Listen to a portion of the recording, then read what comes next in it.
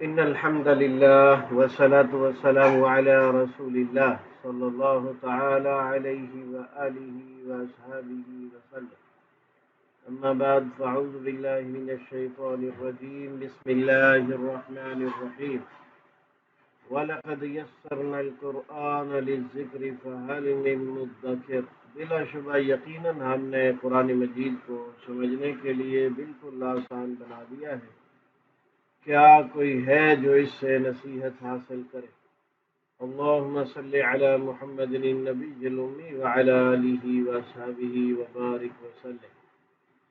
ہمارے آج کے سبق میں ہے سورۃ البقرہ آیت نمبر 153 تا 155. آئیے اس کی تلاوت سنتے ہیں. اعوذ باللہ من الشیطان الرجیم بسم اللہ.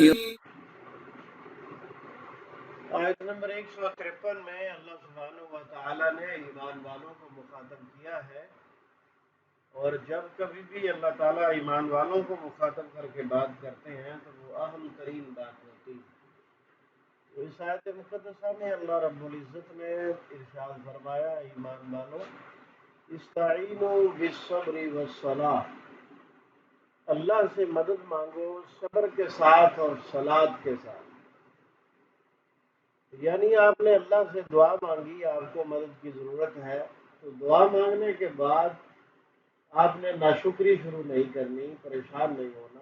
جب آپ نے اللہ سے مانگا ہے تو اللہ ضرور دے گا، لیکن وہ اپنے طریقے کے مطابق دے گا. تو پھر صبر کرنا ہے. تکلیف پر صبر بہت ضروری ہے. شور مچانا، رونا پیٹنا، واویلا کرنا، یہ اسلام میں جائز نہیں. تو صلاۃ کے دو معنی ہیں، صلاۃ بمانا نماز بھی ہے اور صلاۃ بمانا دعا بھی ہے.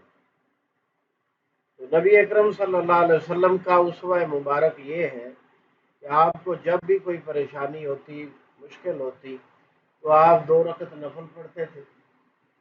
اسے دعائے صلاۃ حاجت کہتے ہیں.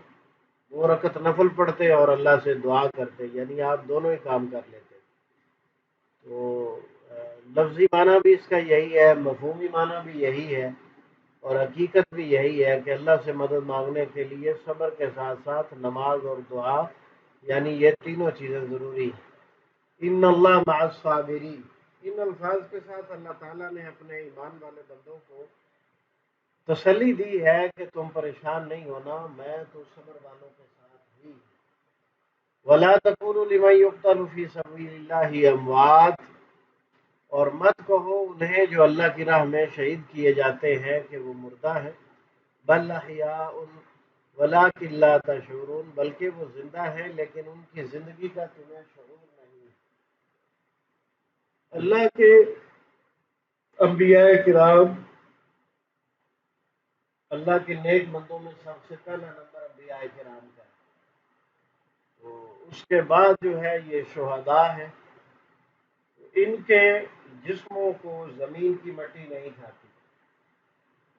عام انسان، عام مومن جو ہے اس کی جو ہے قبر میں اس کے جسم کو مٹی کھا جاتی ہے، حتیٰ کہ جو ہے وہ ساری ہڈیاں بھی ختم ہو جاتی ہیں.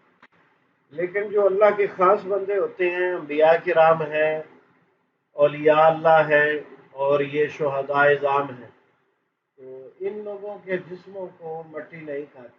ان کو جس طرح دفن کیا جاتا ہے بالکل اسی طرح ہی یہ قیامت کے دن اٹھیں گے. تو ان کے بارے میں اللہ تعالیٰ نے کہا ہے کہ ان کو مردہ مت سمجھو، بلکہ یہ اللہ کے ہاں زندہ ہے. اور زندگی کی مثال بھی نبی اکرم صلی اللہ علیہ وسلم نے دی ہے کہ یہ شہداء جو ہیں وہ پرندوں کی شکل میں اللہ کے عرش کے نیچے قندیلیں لٹکی ہوئی ہیں، وہاں یہ پرندوں کی شکل میں چلے جاتے ہیں اور جنت کے پھل کھاتے ہیں، اور عرش الہی کے نیچے ان کا بسیرا ہوتا ہے. تو یہ ان کی زندگی کی مثال نبی اکرم صلی اللہ علیہ وسلم نے دی ہے.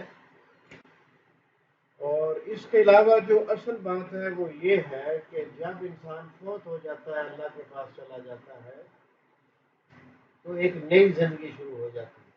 قیامت سے پہلے پہلے، فوت ہونے سے لے کر قیامت کے آنے تک بیچ میں ایک الگ زندگی ہے. اور اس زندگی کا تعلق دنیا کی زندگی سے نہیں. یہ انسان کی زندگی کے مراحل ہیں.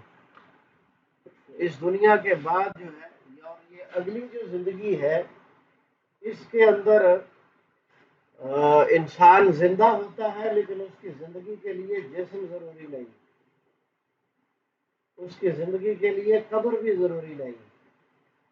تو آپ دیکھتے ہیں کہ بہت سارے لوگ ایسے ہیں جو پانی میں غرق ہو کے شہید ہو جاتے ہیں، جہاز کا حادثہ ہو گیا، لاش ہی نہیں ملی. تو اس طرح اور بہت سارے معاملات ہو جاتے ہیں، کوئی دھماکہ ہو گیا تو جسم ملا ہی نہیں. تو ایسی صورت میں جو ہے وہ اگلی زندگی میں منتقل ہو جاتے ہیں، جسم ہو یا نہ ہو اس سے کوئی فرق نہیں پڑتا. وَلَنَبْلُوَنَّكُمْ بِشَيْءٍ مِّنَ الْخَوْفِ وَالْجُوعِ وَنَقْصٍ مِّنَ الْأَمْوَالِ وَالْأَنفُسِ وَالثَّمَرَاتِ وَبَشِّرِ الصَّابِرِينَ. یہ رب العزت نے تیسری بات کی ہے اور آیت بھی تیسری ہے. اس آیت میں اللہ تعالیٰ بڑی خاص بات ارشاد فرما رہے ہیں کہ کوئی بھی انسان جو دنیا میں آتا ہے وہ اللہ کے امتحان اور آزمائش سے نہیں بچ سکتا. اس کی آزمائش خوف کی وجہ سے ہو سکتی ہے کہ اللہ تعالیٰ اس پر خوف مسلط کر دے، وہ خواہ مخواہ ڈرتا پھرے. بھوک بھی ہو سکتی ہے، اس کے رزق میں کمی آ جائے، بھوک اس پر غالب آ جائے، اس کا مال کم ہو جائے، یا گھر کے افراد میں سے کوئی فوت ہو جائے. وثمرات، پھلوں کی کمی آ جائے، روٹی پانی تو چل رہا ہے لیکن پھل نصیب نہیں ہو رہا. تو یہ ساری چیزیں جو ہے یہ امتحان کی شکلیں. تو کون سا آدمی اللہ کے کتنا قریب ہے اس کو آج تک کوئی نہیں جان سکا. اور اصل بات یہی ہے کہ اللہ کے کام اللہ ہی جانتا ہے، اور یہ اللہ کا خاص نظام ہے جو کسی کے علم میں نہیں آتا. تو اصل بات یہ ہے کہ جب بھی تکلیف آئے اس پر صبر کرنا ضروری ہے. تکلیف چھوٹی ہے یا بڑی ہے اس پر صبر کرنا ضروری ہے. اور جب آپ صبر کر لیں گے تو اللہ آپ کے ساتھ ہوں گے. وَبَشِّرِ الصَّابِرِينَ، اور صبر کرنے والوں کا ٹھکانہ جنت. یہ بشر صابرین سے ثابت ہوتا ہے. تو یہ موٹی موٹی باتیں ہیں ہمارے آج کے سبق کی. اللہ ہمیں سمجھنے کے بعد عمل کی توفیق عطا فرمائے. ہم پڑھ رہے ہیں مصباح القرآن، پہلا اسلوب ترجمہ قرآن بدریہ علامات. یا ایھا الذین آمنوا، اے وہ لوگوں جو ایمان لائے ہو، استعینوا، تم سب مدد حاصل کرو. استعانت مدد مانگنے کو کہتے ہیں. تعاون معاونین حضرات اردو میں بولتے ہیں. بالصبر، صبر سے، والصلاۃ، اور نماز کے ذریعے. اور نماز کے علاوہ دعا بھی صلاۃ کا معنی ہے. ان اللہ، بے شک اللہ تعالی، مع الصابرین، صبر کرنے والوں کے ساتھ ہے. صابرین جمع ہے صابرون کی، اور یہ اسم فاعل ہوتا ہے. ولا تقولوا، اور مت تم سب کہو. تقولوا قول سے نکلا، قول اقوال مقولہ اقوال زنی. لمن یقتل، ان کو جو قتل کیے جائیں. یقتل، قتل کیے جائیں. فی سبیل اللہ، اللہ کی راہ میں. اموات، مردہ. میت کی جمع ہے اموات. بل احیاء، بلکہ وہ زندہ ہے. ولکن لا تشعرون، اور لیکن تم سب شعور نہیں رکھتے.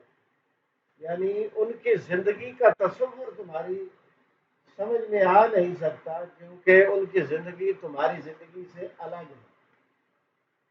جب تک ہم خود اس زندگی میں جائیں گے نہیں اس کا معاملہ سمجھ نہیں آئے گا. وَلَنَبْلُوَنَّكُمْ، اور البتہ ضرور یا بلا شبہ ضرور ہم آزمائیں گے تمہیں. اردو میں بلا ابتلا بولا جاتا ہے. بلا ابتلا اور مبتلا بھی کہتے ہیں. بشیء، کچھ. من الخوف، خوف سے. والجوع، اور بھوک سے. ونقص، اور کمی کر کے. من الاموال، مالوں میں سے. والانفس، اور جانوں میں سے، یعنی کوئی فوت ہو جائے. والثمرات، اور پھلوں کی کمی کہ اس کے نصیب میں پھل ہی نہ آئے یا اس کا باغ تباہ و برباد ہو جائے. وبشر الصابرین، اور خوشخبری دے دے سب صبر کرنے والوں. جو بھی صبر کریں گے وہ اللہ سے اجر بھی پائیں گے، جنت بھی پائیں گے. دوسرا اسلوب ہمارے آج کے سبق میں صرف ایک لفظ ہے، الجوع، جس کا معنی بھوک ہے. یا ایھا الذین آمنوا، اے ایمان والو، آمنو امن سے نکلا امن، ایمان مومن اردو میں بولتے ہیں، استعینوا تم سب مدد حاصل کرو، مدد مانگو، بالصبر صبر کے ساتھ، والصلاۃ اور نماز کے ذریعے، دعا کے ذریعے، ان اللہ مع الصابرین، بے شک اللہ تعالیٰ صبر کرنے والوں کے ساتھ ہے، ولا تکونوا اور مت کہو تم سب، تکونوا قول سے نکلا، قول اقوال مقولہ اقوال زری، لمن یقتل اس کے لیے جو قتل کیا جاتا ہے، قتل قاتل مقتول، اور قتال فی سبیل اللہ بھی بولتے ہیں، اموات مردہ، میت کی جمع ہے اموات، بلکہ اردو میں بولتے ہیں احیاء، وہ زندہ ہے، حی کی جمع ہے احیاء، زندگی، احیاء سنت، احیاء دین، ولیکن لا تشعرون اور لیکن تم سب شعور نہیں رکھتے، تمہیں سمجھ نہیں آتی، شعور اور لا شعور دونوں اردو میں بولے جاتے ہیں، وَلَنَبْلُوَنَّكُمْ اور بلا شبہ ضرور ہم تمہیں آزمائیں گے، بلا ابتلا مبتلا، بشیء کسی چیز کے ساتھ، من الخوف خوف سے، والجوع اور بھوک سے، ونقص من الاموال اور پھلوں مال کی کمی سے، والانفس اور جانوں کی کمی سے، والثمرات اور پھلوں کی کمی سے، وبشر الصابرین اور خوشخبری دے دیجئے صبر کرنے والوں کو، بشر بشارت اور مبشر بھی بولتے ہیں، صابرین صبر صابر دونوں بولے جاتے ہیں۔ تو یہ ہے ہمارا آج کا سبق، اللہ تعالیٰ سمجھنے کے بعد عمل کی توفیق عطا فرمائے، اللہ تعالیٰ جب تک زندہ رہے سے تو سلامتی اور ایمان والی زندگی عطا فرمائے، اللہ اپنا فرما بردار بنائے، حقیقی پکا سچا کرا مسلمان بنائے، اور جب ہمارا خاتمہ ہو تو ایمان پر ہو۔ استغفر اللہ لی ولکم ولسائر المؤمنین، جزاکم اللہ خیر، بارک اللہ فیکم، سبحانک اللہم وبحمدک، اشہد ان لا الہ الا انت، استغفرک واتوب